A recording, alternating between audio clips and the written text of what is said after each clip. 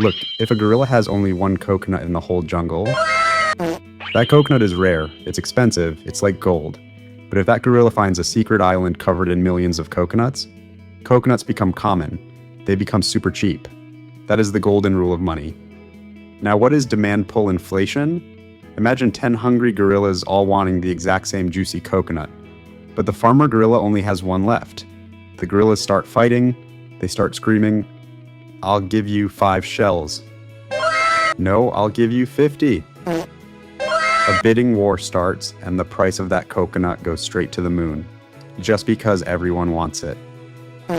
Next up, cost push inflation. Gorillas want their usual amount of coconuts, but overnight, a massive storm hits the jungle and knocks down half the trees. Suddenly, there are barely any coconuts left. Supply drops, coconuts become rare, and boom, the price shoots up. This also happens when making things gets harder. Imagine a gorilla opens a coconut shake shop. Everyone loves it, but suddenly, the special heavy stones used to crack the coconuts become super expensive. The gorilla has to raise the price of his shakes just to buy his tools. Then comes monetary inflation. Everything is normal, but the Jungle King decides to be nice. He gives every single gorilla 500 free seashells. Yay, everyone is rich, right? Wrong. If every single gorilla has a mountain of shiny shells, the shells lose their magic, and the shopkeepers say, "Oh, you have more shells? Cool, now the coconut costs double." This creates hyperinflation. The king sees gorillas still can't afford food. His genius idea, print even more shells.